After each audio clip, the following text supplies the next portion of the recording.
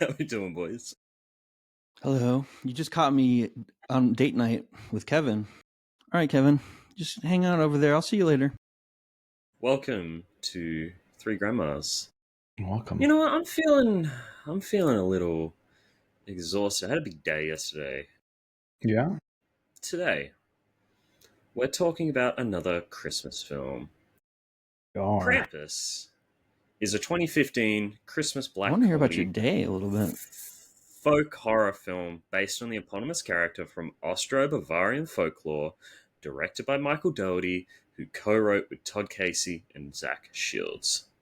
Film stars Adam Scott, Toni Collette, David Koechner, Alison Tolman, Conchata Ferrell, MJ Anthony, Stephanie Levy Owen, with Krista Stadler.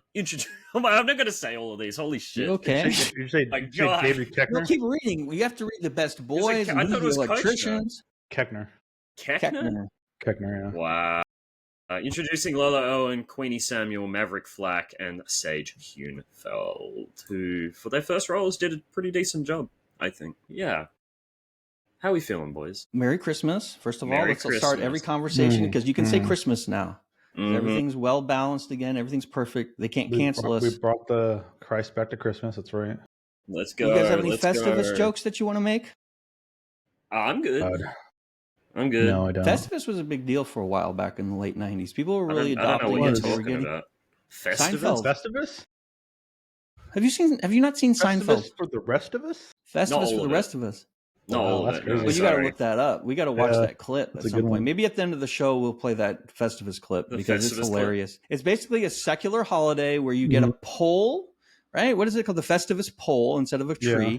And then at dinner, there's a feat of strength with the family, right? And then there's the listing of grievances, right? The airing of grievances. The airing of grievances and then feats of strength. Those are the two keys to a Festivus celebration. And we're going to celebrate it on stream later. That's my favorite. Is this a clip or a whole episode? It's a whole epi. It's the it's a whole episode, but that little part where they explain it is like a little clip.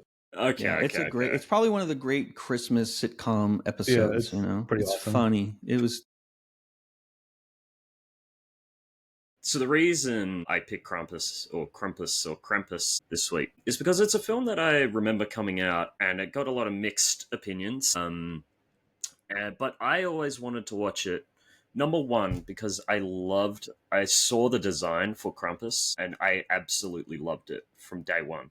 Like I legitimately didn't even watch the movie and I wanted to cosplay as Krampus from this movie. They went in a different direction, right? Because usually Krampus is traditionally depicted as like a traditional demon, right? Like a goaty demon with the horns. Yeah, with horns. He does have horns in the movie, but it's like very. And then this one, do we want to show? Horns. Do we want to share screen the image of the Krampus from this? Yeah, Timegoestowaste. Do you want to help us with that? I got you. Are you sleeping? See, if I start doing it, it's going to get messy, and I'm going to get in trouble. JC's going to tell me I'm sharing too much. I'll probably play some bird videos, probably some puppies. I mean, this is... So what they did is he looked more like you would envision Saint Nick almost with a beard. But like an inverted, like creepy sort of look. Yeah. And it's almost like a demon is wearing a skin costume. Yeah, it's disgusting, dude. And that's traditional Krampus, right? No, this is from the movie. This is from 2015. No, this one's not from the movie. This one is. This one too. Can you see what... No, that's not what he's sharing though. He's changed. No. I'm so confused. No, he's sharing it, yeah. See, it's got He's sharing it. Oh, that's the one from the movie. And do you want to show a trad Krampus? Yeah, the traditional one, yeah. I call him trad Krampus, but so it looks like he's like a demon who's wearing like a fucking Santa Claus skin suit. Yeah. So like they don't detect him when he's creeping around your house. Like the original is more like a goat man sort of thing in the original. And then we did a whole Krampus. 3 hours on Krampus last night on Ghost Monsters Live if people are interested. Yeah. That's actually really cool. You did a little tie-in. Well, JC, it's traditional to have friends to have them watch your shows that you perform. Like a lot of my friends actually watch the show Ghost Monsters Live. Good. And even some of them sub. To prove that I watched it, they were diverted by drone talk for about an hour.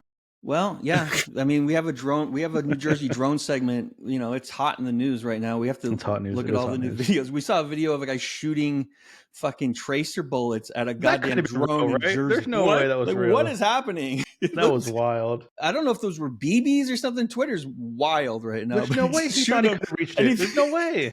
Yeah, because he's like, oh, and then he actually hit in the right direction, but it was like so far away. Yeah, we're idiots. Look at Craig goes, no, you got to lead him more. JC, you'd have a lot of fun if you watched the show. It's pretty good. Listen, I'm a busy man. You know this. Yeah, we're on Spotify, right, and YouTube, and you can just listen to the audio version. It's really meant to be an audio show too. So even if you're just driving to the swimming pool to get your swimming in, you can listen. It's like 5 minutes away. Sorry. I guess you don't like to laugh. No, I do, and I have a lot of music I like to listen to. I'll see what I can do. But I'll try. And when your movie comes out in 10 years, I'll see what I can do. I'll see what I can do. No, we'll see. You got me there. Maybe somebody will help you promote it, and maybe somebody won't. You got me there. But listen, I'm not going to get you. The second reason I really wanted to watch this is that I remember Red Letter Media doing a review of Krampus, and I love those guys. I think they're really funny, really creative guys, and they always talk about movies. Sometimes I really don't agree with them, but this time I watched their review for Krampus, and like they really liked the movie. And one of the things they stated was that the sound design should be Oscar worthy. Like both the music, the score, and just the sound design in general should have been Oscar contender, but because it's a horror film, Christmas horror film, it wouldn't be considered for the Oscars because it's not, prestigious. This director, he directed Dougherty. Godzilla, the two Godzilla movies, 2019 and 2021, and he wrote Superman Returns. He did, and something called Trick or Treat, which I have not seen. He directed the Holiday. It's basically like an anthology film. Mm-hmm. Trick or Treat. It's like a bunch of different interconnected stories set around Halloween. It's meant to be very good. I haven't seen it, but I have seen King of the Monsters, and I think that film, like visually, that film is fantastic. And is that the second one? The second Godzilla film. Yeah, I'm excited. Visually, yeah, go on. Sorry. No. People have problems with the Godzilla, the reboot and stuff. Sometimes they're okay, and sometimes they're a little. I'm interested in. He's making a Hellraiser television series for HBO. Is he? Michael Dougherty. Danny McBride and Jody Hill are producing. Cool. Yeah. He's working. That's what he's been working on recently. And I liked like Godzilla King of the Monsters. I really liked the direction and the visual style of that film. The big issue was the writing. Mm-hmm. In King of the Monsters, like I just really didn't care about any of those characters. Unfortunately, that's the biggest problem I had with those first two movies. That one and then the King of the Monsters, whatever. Is there's human stories in my monster movie. Yeah, and then boring. They're just so forgettable. Adam Wingard comes in with Godzilla versus Kong and just like scraps all of that. He's like, we're gonna make this all about King Kong and Godzilla, and that's it. Which is the one where they go to Kong Island? No, it did not. Godzilla sucked. Godzilla versus Kong isn't. Godzilla versus Kong. All the fighting and monster parts, amazing. Human and it's 90% of the movie. It's 90% of the movie. It's such a slowdown in the movie. Yeah, the Godzilla to watch is the Godzilla Zero on Netflix. The Japanese minus zero. Minus zero. Yeah, that's the one, right? I haven't seen that yet. That's on my to-do list. And Shin Godzilla as well. Which is the one where they go to Kong Island and they introduce the Kong character. Which Kong Skull Island. That was pretty good as far as those go. It was interesting. Vietnam, I love the visuals and stuff, but you're right. The story beats always have issues a little bit. Especially in Michael Dougherty's one. But like again, I went into this film. I expected like a kind of Christmas slasher film, and I was kind of surprised with the setup. I thought the setup was pretty decent. I think I gave a shit about the characters. I really liked the son. What's his name? Max. Yeah. Competent family drama ensues. Yeah, I thought it was really well handled and everything. I think my big issue with the film is that they tease Krampus so fucking much. Like they basically try to do the Jaws thing, and I found some of the minions a lot less interesting than Krampus himself. Yeah, I felt like they're selling Hasbro toys at the end. Yeah, like, oh, remember this one? You can buy this over at Target now for $87. Yeah, and I didn't really. It's like a couple of the monsters, like the Jack in the Box. What do Jack in the Boxes have to do with Christmas? You know what I mean? Like, yeah. Obviously, robot toy. Like kids like robots at Christmas. The teddy bear. the teddy bear, but Jack in the Box. And then they were really pushing the gingerbread men, and I don't think love those the gingerbread men. I like them, but I feel like there's better versions of those. Like in Shrek, I love what Shrek did with the gingerbread man, right? And to me, that's the definitive expression of the gingerbread man, right? And so I was like, oh, and they were cute, and it kind of reminded me of Gremlins a little bit. I felt I had Joe Dante vibes a little bit in that movie. Yes, you know, or like Batteries Not Included vibes, like because it's a family show at the end of the day. Yeah. It's a family. I wouldn't call it a horror movie. It's like a family holiday movie that the kids won't get bored, and there's enough jokes to keep mom and dad happy. And you know, Dave Koechner is playing obviously the cousin Eddie role from Christmas Vacation, and but there's always going to be tropes like that in family. The holiday films, and you have to have that stuff. The disgruntled grandma, there's always one of those, and I thought all of the child actors were like really solid in this. Yeah, who played they killed off that the daughter real early, really quick. Yeah, she was a good little actress. Yeah. What was her name? Has she been in other films? I think she's Stephanie Levi Owen. Yeah, I believe she's from New Zealand. Okay. That's why she's creepy. Her mother's she's in the show, the Netflix show Sweet Tooth. That's unfortunate. Her career's off track. I also love the way this film opens with and I feel like Eli Roth Black Friday.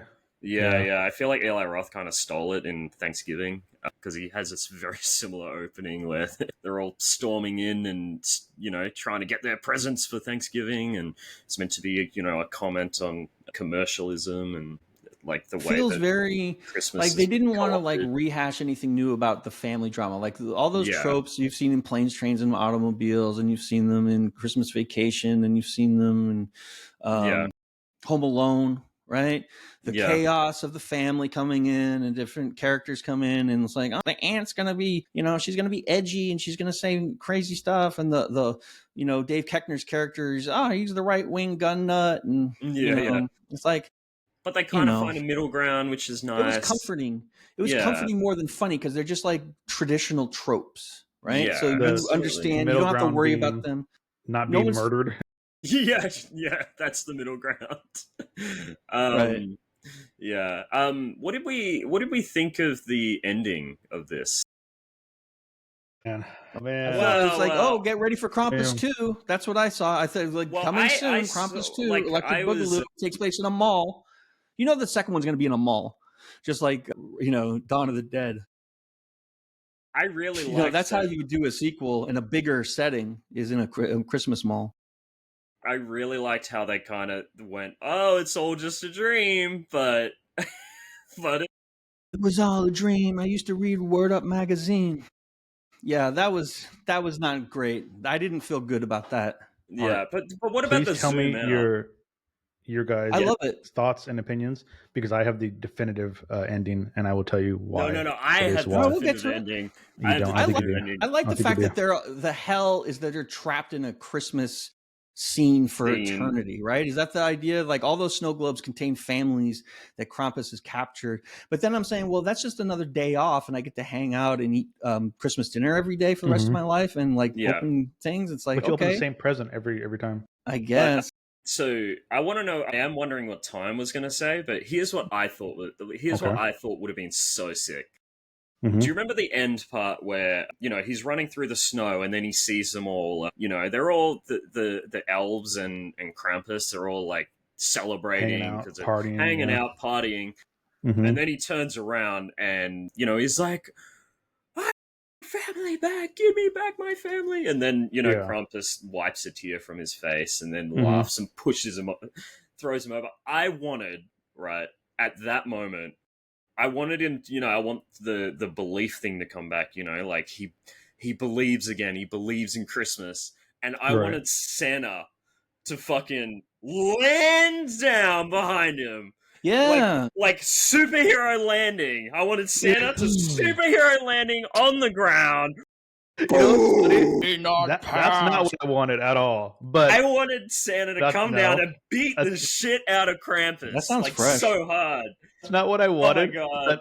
But when he got thrown into the fucking hell, essentially, Yeah. What I imagined in my head was going to happen is a beam of light just pops down and grabs him, and Santa goes, and you don't see Santa, you just hear a voice, "This one's mine," and then pulls him up. I Like they wanted take like something to do a with cable, Santa. and he's like over in the sled, and just like attaches him on the cable and pulls him up on Rudolph's back, and he's like, "Ooh!" with a bell, and he's like, "Ding ding, Christmas is back!" Yes, Krampus versus Santa. That's what I wanted at the end. For the sequel, they're saving it for the sequel. Sick. Oh my god, that would have been amazing. That'd been so stupid. I don't. That sounds awesome. We're going to film Krampus 2. Principal photography begins after the holiday special. You have to think that they thought about it. Like, surely they thought about it in their head. Because there was a moment where he wipes the tear off him. Yeah. And it's like, he closes his eyes and like they zoom in on his face. There were quite a bit of moments where there were like just like not an uneasiness, but kind of like something's gonna happen. Something's gonna save him or some shit like that. Like pregnant pauses and then just nothing. That kid was annoying though. I was not sad when he threw Max. Yeah, I loved it. He's a little nerd. That kid to hell. I loved it. I loved every second of that shit. I also love that shot when the old grandma like gets yanked by the chain and goes, "Woo!" Oh, yeah. She's like, "Woo!" It was so funny. I loved it, and I love that. So, what do you think happened at the end of the movie?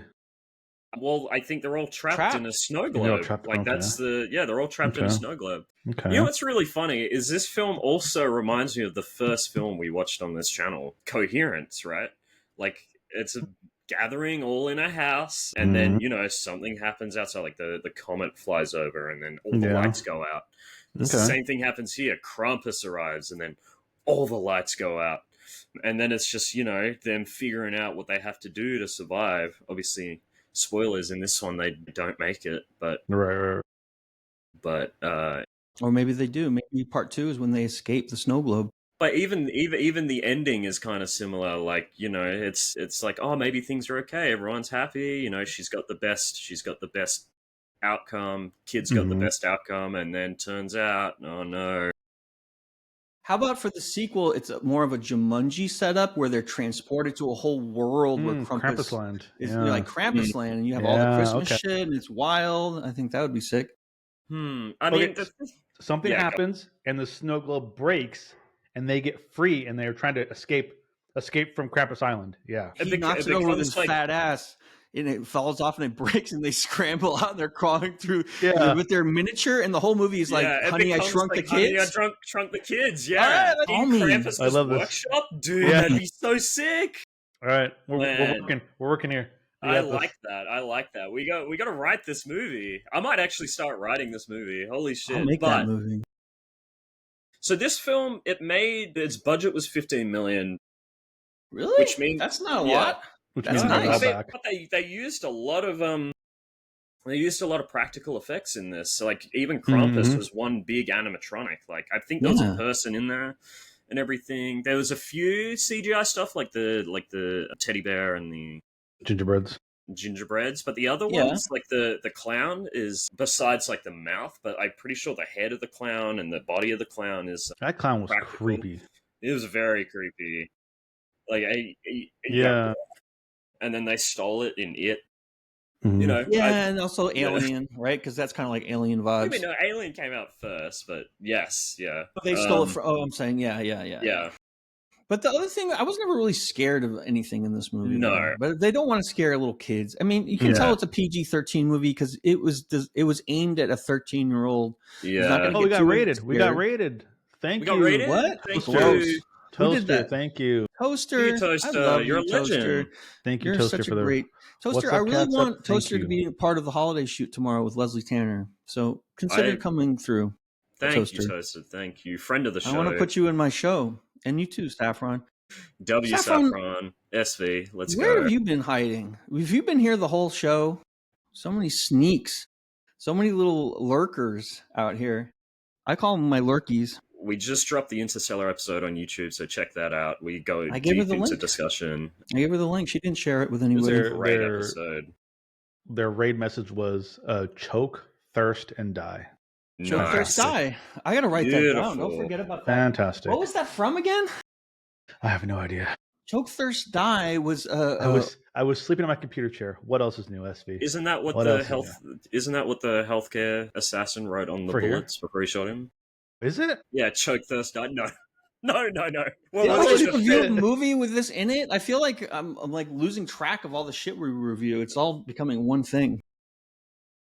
But yeah, and I think what's their names, the Red Letter Media crew were 100% right about the soundtrack and the sound design in this movie. I love the sound of like Krampus when he's walking on the roof. You can hear the jingles like you'd hear on Christmas. It's really creepy. Before I shit on the sound design, okay, how it's a kindergarten level sound design. Before I bring that up, let me ask you guys a question that will impact your rating. My rating. I still get paid for it, right? I still get paid for this epi either way. All right, go ahead. Could you guys hear the dialogue at all? Because I had a lot of trouble hearing it.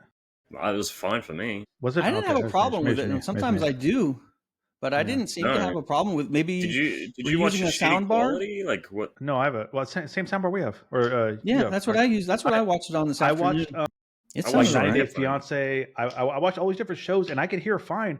But for this one, I cranked the volume up. I could barely hear it. And then when I switched to something else, it was like super loud. So I'm not sure why. What version did you watch? Like, did you watch it on the HBO Max version? Yeah, HBO Max. Yeah, maybe. All right, that's weird. I watched with headphones. So. Oh, okay. Yeah. I have the settings set up so that it's like you know how you can like change your audio settings where it clarifies the speaking, like it pushes to the front of the mix. I did that. Well, it does. I turned speech enhancement on, and I had quiet mode on, so like the loud noises. That is maybe your soundbar is broken. You should throw it in the trash. I don't know. And get a new one. It's the same one. Same one. Like I thought this movie sounded immaculate. Yeah. JC's ready to give it a Twitchy for sound design. Yeah, literally. Okay, it's just me then. And just the way they incorporate like Christmas tunes creepily into the soundtrack, I thought was really well done. Yeah, I just thought they did an incredible job with the sound design. Was it the end when they were leaving the house and like Santa Claus or something? Some music was playing. It was like, what the fuck? It was super creepy. Yeah, it was really good. I loved it. And I just loved the creature design in this film as well. What did we think about the family, like the actors of the main family? I love Adam Scott, like in basically everything he's in. He doesn't get like a lot of an opportunity to be funny because he's a funny man, but this was a more serious role for him. He was too serious. Too serious? Too somber. Yeah. It's like, everyone calm down. I'm sure Krampus has a good reason for chasing us. But that's it, right? But like his comedy, for a reason, it's fine. Dan, enough. Like you look at Parks and Rec and stuff. He plays the straight man that has like a craziness underneath, you know. Like you know, he's a straight man. He's serious and everything, but like he played a boy mayor who tried to bring an ice rink to his town, and he bankrupted the city, which I love. Like you slowly peel the layers back. You realize I think I work for that guy. Like he's a complete psycho. Yeah. And that's kind of where his comedy comes from. But he's not in this movie. He's just a Boy Scout. Like he's literally a Boy Scout. He's gonna grow up to make the best calzone in history. Toni Collette is great in this. Yeah. I don't think I've ever seen her in anything. The mom. She was good in this. Let's talk about Toni Collette's work. She's Australian queen. Is she? She's Australian? Yeah, she's Australian. Yeah, she's one of our best. We send our best. Hereditary is obviously like a big one. Hereditary, God, I love my favorite so role, much. You hate it. My favorite role of hers is in Sixth Sense. Sixth Sense, that's right. Little Miss Sunshine. She was in Sixth Sense. She was in Sixth Sense. She was the mother. Seen that in a while. Okay. Yeah, she was Haley Joel Osment's mother. In that younger version, obviously. Little Miss Sunshine was excellent. She's excellent in Little Miss Sunshine. Yeah, love Toni Collette. The Black Balloon. She's great. Muriel's Wedding. Great in that as well. Yeah, she's one of our best, and she does a good job in this. I think she played the role very good because you can really fuck up a movie like this and like play it too much in any direction. And she, you know, she didn't have any comedic lines or anything at all. All the comedy was like around the family and not like in the family. Like they didn't really give Adam, you know, any really comedy lines, and so it was interesting. And then the kid was just like But it's not a The little comedy. boy. It's kind of a black comedy. Yeah, it's a horror film. It's like a slasher. And you're just meant to have fun with it. Yeah, yeah. She's been in the TV show Fargo. She played the aunt. She was good. Yeah, she was the Mindy Project. She was the cop in season 2, right? Yes. Because excellent. Every season of Fargo has one character who's redeemable, essentially. Like the main thing about Fargo is like the good always triumphs in Fargo, and that's every single season. And in season 2, that was her. She was like, she triumphs in the end. She gets the good ending. That's dumb. She's like a character actor. She'll pop up in like Brooklyn Nine-Nine. Take it up with Noah Hawley. For a couple That's episodes in like Castle Rock. You're dumb, Noah. Twilight Zone. She did, but she's good. Yeah, she's good, and she's good in this. And then of course Dave Koechner. You know him from Anchorman. Love him. The Office. We all love him. Yeah, he's a cracker. He's a cracker, and he's great in this. Whoa! We can't call him a cracker. Whoa! Jesus! Hold on. Are we banned now? Is that? Thanks a lot, taken off the air. Thanks. God damn it! Damn, I used a white person slur. You used a Hassan approved word. We can't do that. Boy, here we go. Hassan has been invoked. And now we have to defend 15 minutes. No. Who is the actor who plays in Step Brothers across Will Ferrell? John C. Reilly. John C. Reilly. So I feel like Dave Koechner gets the call when John C. Reilly is not available. John C. Reilly is way too big for this movie. Yeah. John C. Reilly is the biggest star in Hollywood. No, he was in Holmes and Watson. That was awful. Get out of here. But he was doing a favor for his friends. Come on, that's because his buddies were in it. That's a different movie, Tom. Oh, different movie. It's a different movie. Yeah. I love Dave Koechner. He fills those spots really great, and he's he was. Let me pull up his whole. He's great in. I feel like he was on Saturday Night Live for a season. Yeah, I don't think so. In the old days, like in the maybe was it that one failed season they had? Yeah, it was like one of those weird seasons like nobody remembers. I was just about to say that he was great. Yeah, he was. He was a cast member for 20 episodes, 1995 to 1996. I was about to say that he was great in Zodiac, but then I realized that's a different guy. That's the other guy. That's the other guy. It looks like him though.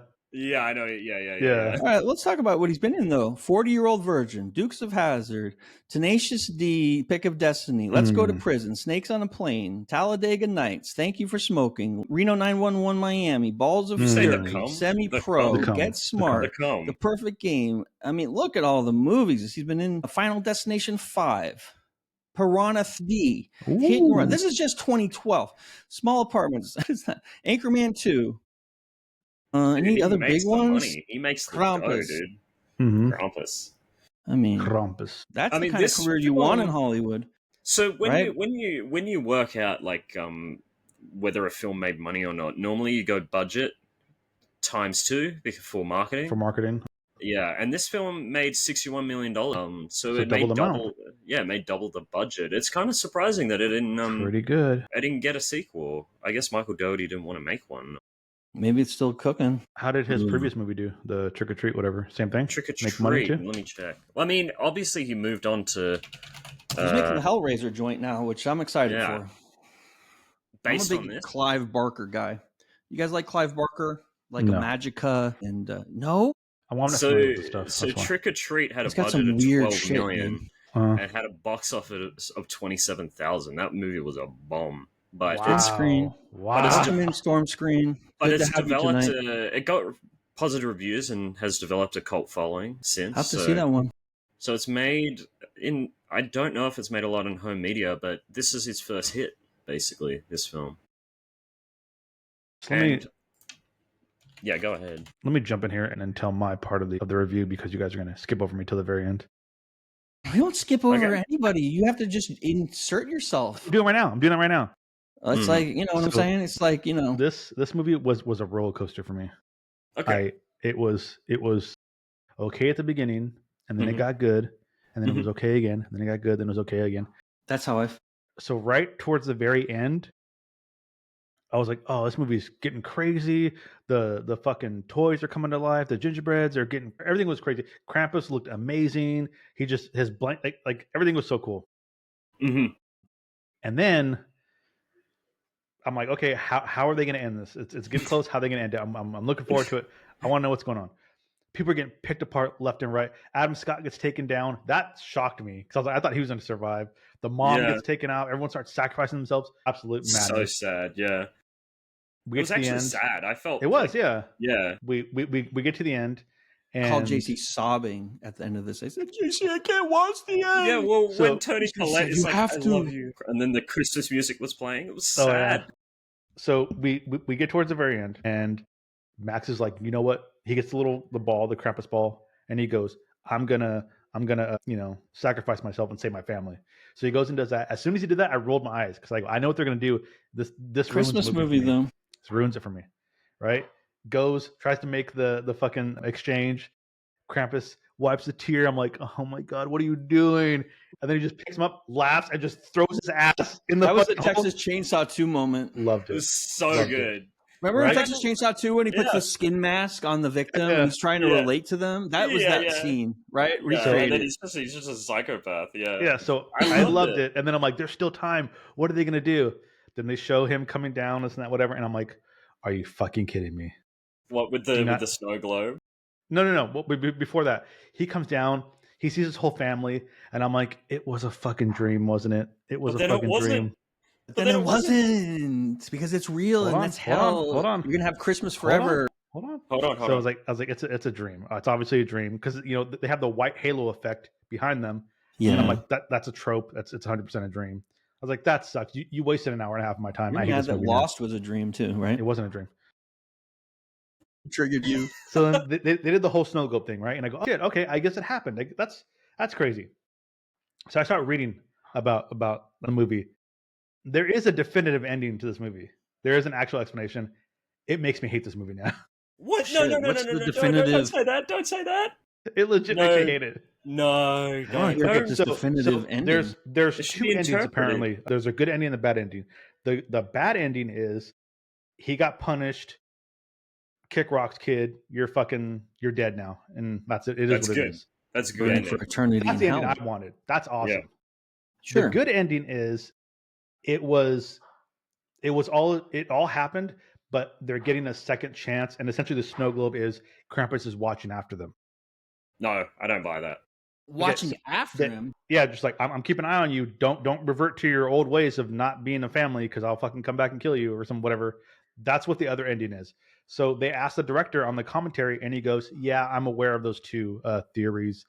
I'm not going to say which one's which." I like that. That's good. Well, that's later years past, here we go. The creative team behind this movie wrote a Krampus graphic novel and basically confirmed it that it's essentially the second ending, their version of It's a Wonderful Life, where you get a second chance. No. That doesn't make any sense. Surely that's not. I want him to be tortured in hell in a glass bauble in a workshop. And that's not this I'm very upset about that. You can hate that graphic novel. That doesn't apply to this movie. I'm very upset about that. I hope that doesn't affect your score time. You know what? For the first time ever, I'm giving 2 ratings. Okay. Stay tuned, everybody. On the ending? Yeah, depending on the ending. Yeah. Everybody stay tuned. We're going to get wild later. But that's it. I just want to get that out. Yeah. Do we want to talk about the music or the sets? Music was great. I mean, so the production, like all of the animatronics, all of the physical animatronics was great. It was done by Weta Workshop, the boys down in New Zealand. Oh God, I gotta go. Who made all of the sets of Lord of the Rings? So it was designed by the same guys. Are you kidding? Are you kidding? Are we doing this right now? No, I love them. You know I love Lord of the Rings. You know I love the Weta Workshop. Weta Workshop. No, they do amazing film work in New Zealand, pound for pound, right? Mm-hmm. A lot of great directors and actors, and do a lot of local stuff. I have a guy I went to high school with is in the film circle in New Zealand. He's a writer over there, Steve Barr. So they do a lot of amazing stuff, and it's a great place to develop as a somebody who's like getting into cinema as an actor or a filmmaker, because they have all the production toys ready to go, and it's a smaller vibe, so you can like get in where you fit in easier than if you like go to Hollyweird. Like it's better to like hook up in Auckland or Christchurch or wherever they're making films nowadays, Wellington. What's his name? The guy that did the soundtrack for this was Douglas Pipes. I mean, that's a great name. That's a great fantastic name. Pipes, couple of his films. Pipes. That's a great name. And I love it. I love his work with Bella Spark, right? Bella Spark? I'm just joking. Go ahead. Funny. Please continue. We're just making X-rated jokes. I mean, he made a... Learn your porn stars, Jason. Y'all don't know who Bella is? Everyone's Googling old pull. There goes Timegoestowaste. Go ahead on X and Google it up. He was nominated for an Academy Award for the soundtrack of Monster House, which I didn't even know that. The animated movie? The animated movie, yeah. Interesting. Monster House is a good movie and extremely underrated. But I had no idea that score was nominated for. Is that a DreamWorks joint? Monster House? Yes. Yeah, I believe so. Monster House. Monster. Is that like Transylvania? What is that like? Where it's like a funny Dracula and a funny werewolf guy, and it's like no. It's a house it's basically a house that's possessed by this man's late wife, and it eats children. That's amazing. I'm interested in that. Yeah, it's animated. It's animated. Yeah, it's a Halloween 3D. Movie. Yeah. Yeah, and they used it was one of the early uses of what's it called when they stop motion capture. Motion capture. Really? Motion capture. So yeah, so they had Steve Buscemi in the suit, and they had cool. I'm trying to remember the kid's name, but it doesn't matter. Storm Scream said it's like an Evil Up, which makes me want to watch it now. An Evil Up. That sounds amazing. It's a good movie. It's a good movie. But yeah, it's a good movie. Is it creepy though? Like how Coraline? Yeah, is so creepy. Oh yeah, it is creepy.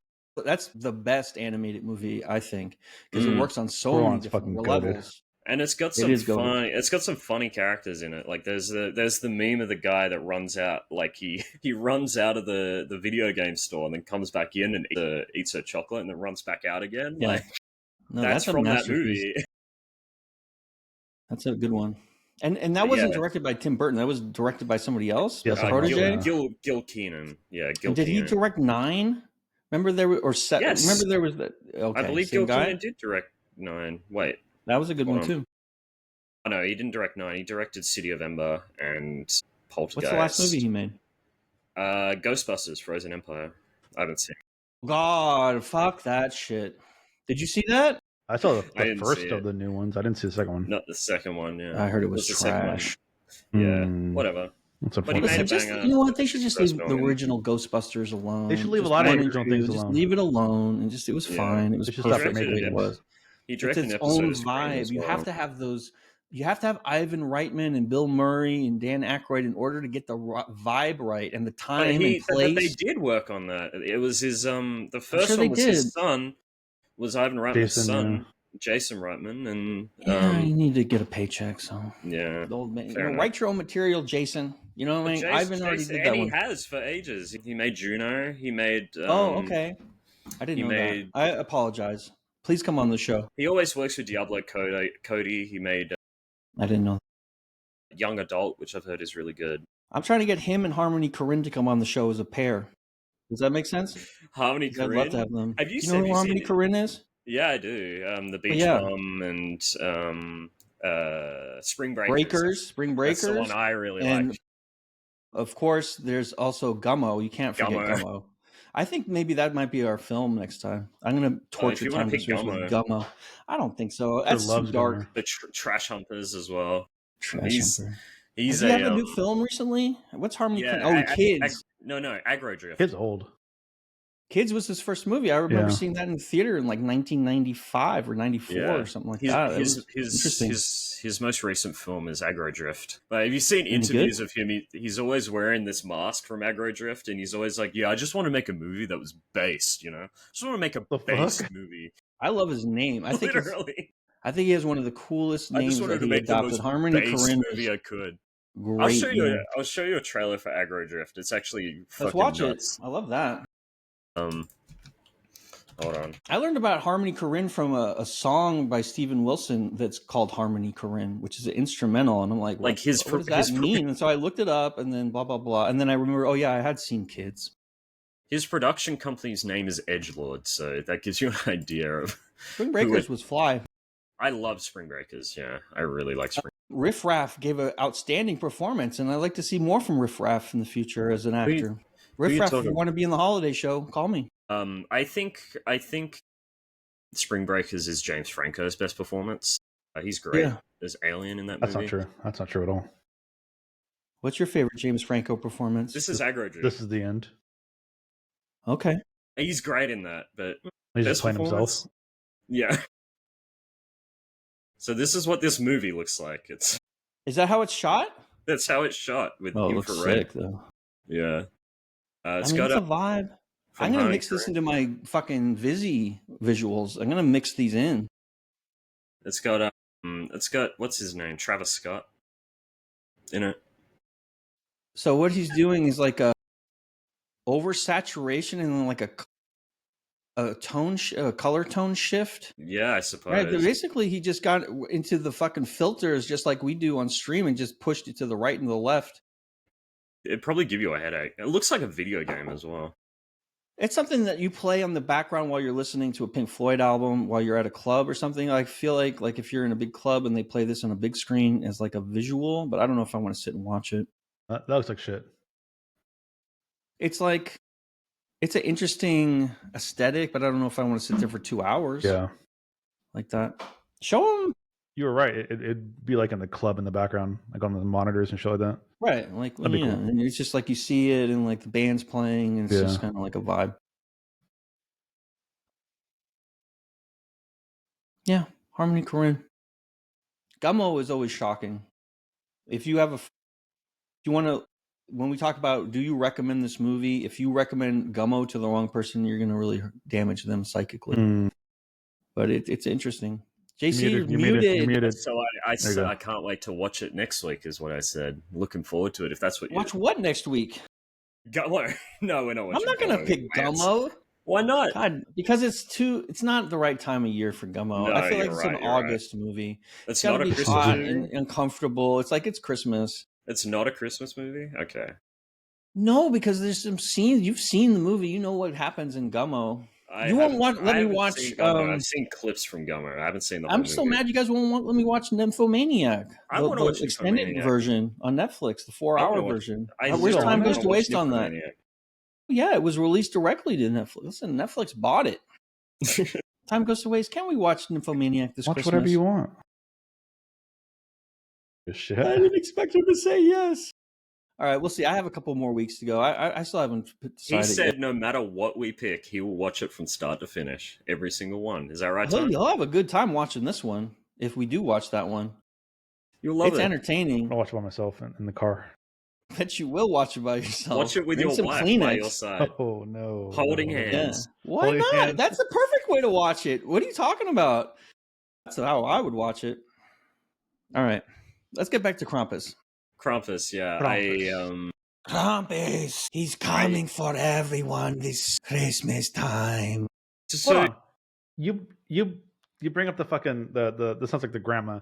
There was a scene when Krampus first shows up or shit starts going crazy, and the grandma goes, "This is all our fault. This is all your faults." Right? Yeah. Was it a metaphor for the Nazis, though? Wasn't she talking about, like, she turned her whole family in to the Nazis and they let her live as an example? Maybe Krampus was just the fucking local militia. Maybe. So she blames them all. She says, let them know it's all your fucking fault. And then later, the little boy is like, it's my fault, Grandma. And she just kisses him on the forehead. I'm like, yeah, he's like, it is. She just told you 2 seconds ago it was your fault. Yeah, I love she's just like, yes, it is your fault, honey. It is your fault. You coarse little shit. It's yours. Because I did the same thing, boy. I got rid of my family. So how did she get out of the globe? Why didn't Krampus put her family in a snow globe? She's working for Krampus. She's a collaborator. She's like the Vichy government. How did she get out of the globe? How did she? Because why didn't Krampus put her in a snow globe at the end okay. So of her story? So this is why it's the ending's whatever. The ending's weird. So when it happened to her, and Krampus gave her the what do you call it? The thing. Little ball. Ornament? Yeah, the ornament. She just was like, okay, whatever. And Krampus was like, all right, fuck off. I'm out of here. Mm-hmm.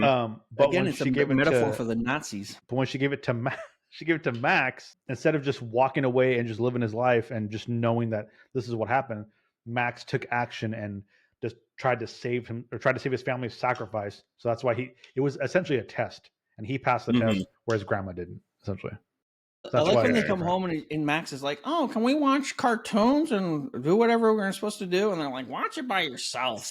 Charlie Brown Christmas. That's what they're gonna watch. Yeah. It's classic. It's Home Alone. It's it's a classic. There is a question that Flame had, and she asked me this, and I didn't know how to answer it. She said, when Krampus came and started doing all these things, whatever, and Adam Scott and David Koechner's character, they were walking out there and trying to find Adam Scott's daughter and stuff like that. The whole town's messed up as far as they walk.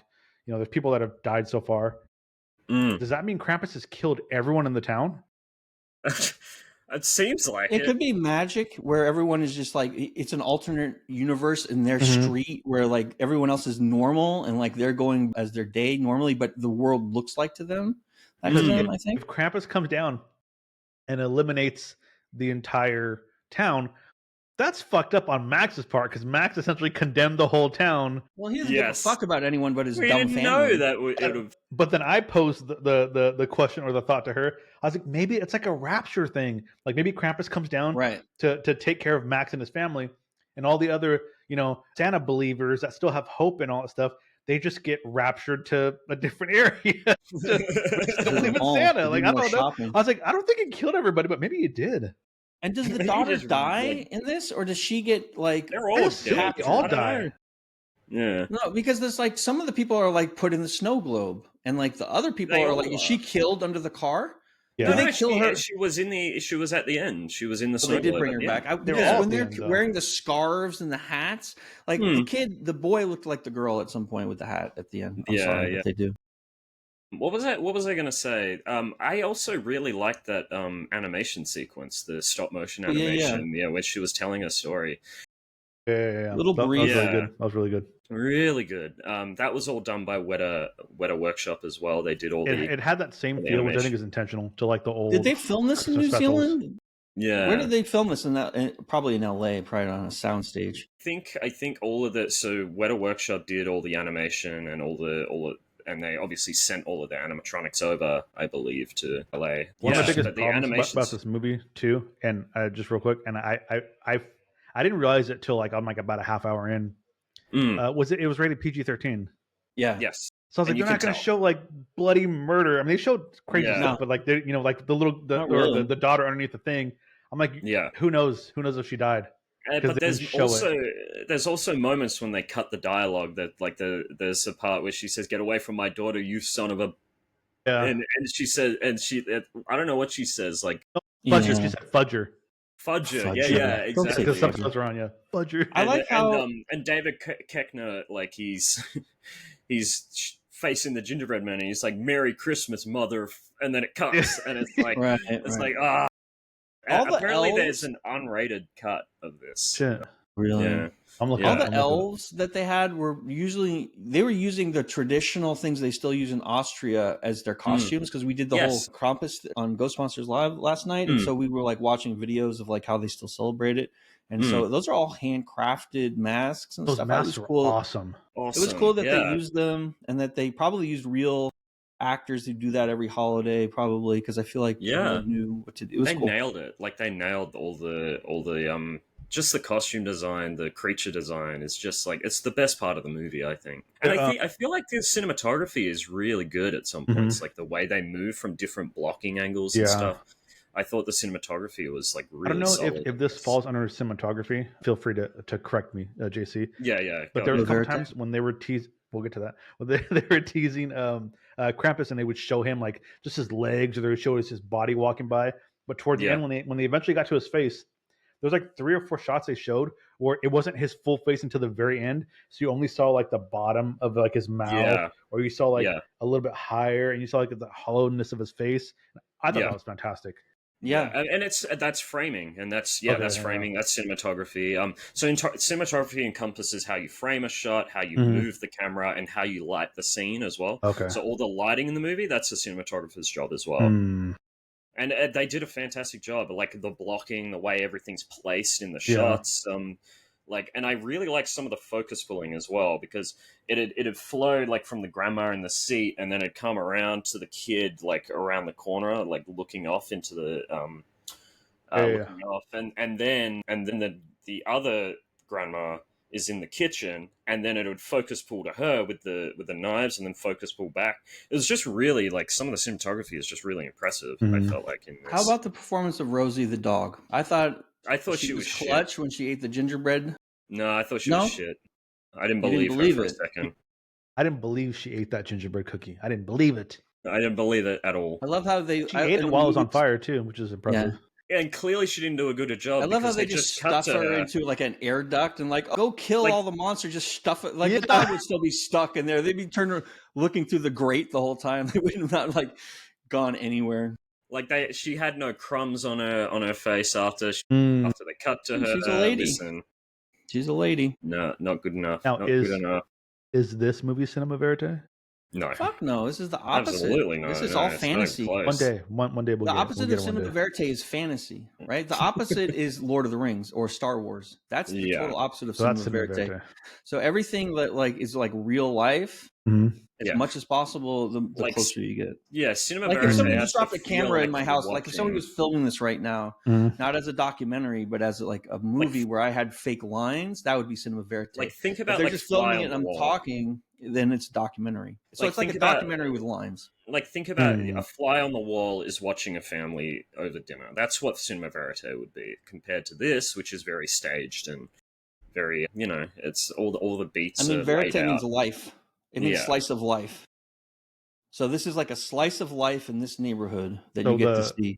The sex tape I made with Dark, is that cinema verite? That's slice of life for sure. Absolutely, yeah. Because you guys just set up a camera and went at it, right? There was no acting. He didn't know it was there. Stop. Okay, yeah. There was no acting. They didn't even stop when I took the camera away. They just kept going. Yeah. Well, here's the thing: is there's levels of cinema verite, right? A lot of chafing. So if you had gotten paid someone else to like secretly film you both, and it just like happened naturally, and you didn't know when they were going to film it, that would be another level of cinema verite. But because you set up the camera, like you kind of pulled a little bit back on the cinema verite, but it's still pretty good. Because, Magnolia, Shortcuts, those are examples of cinema verite. If you see Magnolia, what if? Well, I guess that still is cinema verite. I was gonna say, what if you were in a room with a group of people and you filmed a movie, but they didn't know it was a movie, but only you did? Was that still cinema verite? Because it's real, that's right? Cinema verite. Yeah. Okay. Like that's what they. It's realistic. Did. Think of it as just realistic. Okay. Yeah. And there's levels to it. Like the Blair Witch Project. Yeah. Like if you're doing a real cinema verite, you don't change the set. Like the set is whatever JC's room is that day, and then you put the actors in, but the actors have lines, right? So it's just for laughs, for gags, is that a cinema verite? Yeah. No. Yeah. Well. Some of kind of. It's a twisted version. There's elements that are cinema verite. Like there's always elements, right? In anything, like even a Steven Spielberg family drama with E.T. when they're at the kitchen table and they're talking, that part of it is cinema verite inside of a fantasy. Like when they just do the family stuff, like the regular folks. So like just for laughs, the elements of them reacting and like that's real reactions. That's cinema verite. But the way they're setting everything up, not cinema verite. You know what I mean? It's it's not realistic at all. Bench Boys Melbourne, cinema verite. Cinema verite. Sure. Cinema verite. Melbourne. That's a perfect example. I can't wait to see the full feature version of Melbourne Boys. Of Bench Boys. So like Boys, we've thought about like going out and doing like the Roundabout Boys. They're another department. I don't like remakes. I don't like reimaginings. The Pothole Boys. I'm breaking that rule for Bench Boys. Bench Boys. I need it back. We're not going to remake it, but we're thinking about different departments. You could have the Pothole Boys. Yeah. You got the Pothole Boys. I would love to see that. It's the Department of Potholes. You got the Department of Roundabouts. Roundabouts. Yeah. You got like they. It's like an anthology series. You driving in the roundabout. Yeah. Not just that, but they walk around finding intersections, going, "That needs a fucking roundabout right now." Like, all right, come on, guys. Civil servant. I love a civil servant. I actually fucking love that. That's what we're cooking in our heads. Shit, that's actually really funny. I like that a lot. But we haven't gotten there yet. But So, do you want to score this up, guys? Krampus. You want to start? Pragpro. Yeah, would you recommend? I thought it was Krampus? very competent holiday. Imagine you have a family and you have time before Christmas, and there's Christmas movies, but the kids are like too old to watch baby stuff, and they're still jaded. So this allows them to enjoy it, and it's fine. It's not going to win a Twitchy. I give it like a 58, which is not bad, but not a bad 58. A competent 58. That's not something like, it's not going to become like a holiday tradition for me to watch this. I think there's other holiday films that do it better, but like as far as an action holiday film that has, like the Ref, right? Like the Ref, yeah. I'm trying to think of an action, like, people consider Die Hard to be a holiday film. Now that's more of an action oriented. It's not. It's not. A lot of people say no. Is there any other action Christmas movies that we can think of that lean more on the action and the fantasy element? The Violent Night I watched. That's recently. a good movie. That was pretty fun. That was pretty fun. Those are more like the slasher meme, right? Well, it's not a slasher. It's straight up just an action movie. It's like I haven't seen it. Time, would you recommend Krampus, and what would you rate it? Oh man, this one's tricky because the ending is just so. It really make or break the movie for me, honestly. Yeah, but you read up about the ending. You have to take that away. True. You have to make your own ending up. Yeah. But I mean, you can still choose to believe one or the other, though. Yeah, I guess you can choose to believe something of your own creation, which is something I do every day. I swear to God, if Michael Dougherty sanctioned that comic book, then he might have. Can we find out who sanctioned it? We'll figure it out. The Penguin sanctioned it. I believe in you, Michael Dougherty. I believe in you. Okay. I thought this movie was okay. The further I got into it, the more I liked it as far as like what they were doing. It was like a comfy slipper. I thought Adam Scott's character was a fucking stump. But then as he did more and more, he got a little bit better. But the other characters were great. So it's like it wasn't the only character I didn't root for was the son that didn't talk. And I was glad they fucking ripped his ass up into the thing. This guy? I hated that He's kid. Special. He got hit in the head. But the David Koechner's wife even had like a heroic moment in the attic when she was, saving everybody. It was okay. Then I tried to like it. The ending, again, it depended on what you believe. But I enjoyed this movie. If you got a family, 13-year-olds in your house, yeah. I thought there was a lot more to like about this movie than not. So I would rate it probably a 70, and I would recommend it. Yeah. You stole my rating. I was going to give it a 70 as well. 71. Okay. I'll give it a 69. All right. Nobody owns numbers. Nobody owns numbers. Wait for the Nymphomaniac review. I'm going to make you guys so uncomfortable that week. I'm going to send you clips, and we're going to talk about every scene in detail. But yeah, I feel like the sound, like I feel like RLM was right. I feel like the sound design is a bit, and just the creature design really makes this film. And I love, like, I know you're pretty split on the ending, but I like when you walk through the snow and you see them having fun and having a party, and I'm like, oh, this is cool. I like this. I do wish Santa showed up. I really do wish Santa showed up. Like, I agree. I like that. I mean, I like the idea that they're trying. If it was just going to be a dream, that would have been an Predator fight at the end. That would have been so sick. That would have been fun. You know what? That would have put the movie over the top. That would have been smart. I don't know why they didn't do that. That would have been smart. It would have been like a sort of a Cabin in the Woods sort of ending where it just went. You know what I mean? Cabin in the Woods is a great example of a movie that gets it right. Yeah, that gets comedy. When you make a comedy horror thing, it's very complicated. It's very you're going to piss the people who are there to laugh off. And you're going to piss off the horror fans off. And sometimes you just have to go for it. Yeah, and sometimes you just have to go for it. Always go for it, right? Yeah. And yeah, I'd give it a 69. I'd recommend it for sure. Sexy numbers. I really enjoyed it. So next week we got Lance on again. Is that confirmed? I thought that was confirmed. I don't know. I didn't confirm it. Who's confirming with him, JC? Send him a letter. Okay. I'll send him and then ask him what movie we have to watch because we need some time. We don't know. All right, we're going to have a meeting with him tonight. I'm going to nail him down. And if you guys want to attend you can attend it. Yeah. I've got see him tonight. This has been fun. I'm glad we watched Krampus. I'm glad I've watched Krampus now. I might watch it again next year. I don't know. We'll see. We'll see. What is your favorite Christmas movie? If this was a yearly Christmas movie for me, honestly. Do you have a favorite standby Christmas selection, or do you have favorites? Like, I think everyone has favorites. Like, Christmas Story was big for me for a long time. I feel like I could double feature this movie with Gremlins. I like Gremlins a lot. The first Gremlins. The first Gremlins, yeah. The second one's good as well. That makes the Joe Dante one, yeah. They're both Joe Dante. They are? Okay. Yeah, I thought somebody else made the second one. Joe Dante went No. batshit crazy in the second one. That's why the second one's the best. Wow. They all had The second one's the best. I love the second one so much. They're all dressed up in different, really like good. the Village People breaks out. Like they all have like one's a construction worker, one's like an Indian guy. We should watch Gremlins too. If we don't have Lance next week. It takes place during Christmas too, right? The second one also? It does, yeah. They both do, yeah. See, I don't know if I like Gremlins 2 as much as you guys. That's what I'm scared about. Let's go to. What else was I going to say? And for me, the Nightmare your favorite Christmas movies, JC. We're here meant to talk. Klaus is really good. Klaus, the Netflix movie Klaus. I haven't seen that. I haven't seen that either. Yeah. What is that about? It's an animated movie. It kind of reminds me of Brad Bird's The Iron Giant. It's just like the animation style. I love that movie. So I haven't seen that movie. Pete Townsend soundtrack. Friend is a friend. It's a banger. But Klaus reminds me of that a lot. It's a great Christmas movie, animated. Are there any Christmas sleepers that people should know about?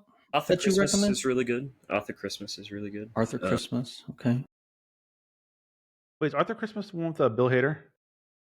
I don't know. That's not it. No. I don't know. It's an animated one as well. Oh, no, that's not it then. Yeah. Just trying to think. Is Better Off Dead a Christmas movie? It's not, right? There's snow. It's like a skiing movie more than a Christmas. It's more of like a. No, I don't think it's a Christmas movie. No. Christmas. Let's go with some Christmas sleepers. Storm Scream says National Lampoon's Christmas Vacation. That's a classic. Yeah. I mean, that's absolutely. A classic. It's classic. We're definitely parodying that. We're going to parody The Grinch Who Stole Christmas, and we're going to parody a Muppet Christmas Carol, which I have no idea how we're going to pull off a Muppet Christmas Carol, but that's Lance's directions. I've never been a fan of The Grinch. I'm sorry. Ron Howard, don't kill me. No, I'm a fan of the original cartoon. With Jim Carrey. No, the original cartoon, 1978, Dr. Seuss. That's what I grew up with. Jim Carrey shit didn't come out until I was in my 30s. So to me, that's not it. I love the original. I love the dog. I love. I mean, it's cheesy, but I love. Elf. Yeah. Elf's good. Elf is great. Hilarious. Yeah. I mean, Lance loves Elf. Depending on what you consider it, A Nightmare Before Christmas is pretty good. Okay, so you're being summoned. Being summoned? Yeah, to your right. Yeah. Left. Right. Yeah. All right. I gotta go, guys. All right, buddy boy. Fun. You have to upload your thing. Just leave it on. We'll that's a 90. He's almost done. Yeah. So give your family hugs and kisses for me. I will. Your lovely young ingenue. Your beloved. I also don't need a wig anymore because it's permed. That's beautiful perm. Anyway, thank you so much for having us. Trading Places is my sleeper Christmas movie with Eddie Murphy. All right. Good night. Hope everyone has a good night. Thank you. Everybody. Bye. Are we going to raid? Will they let us?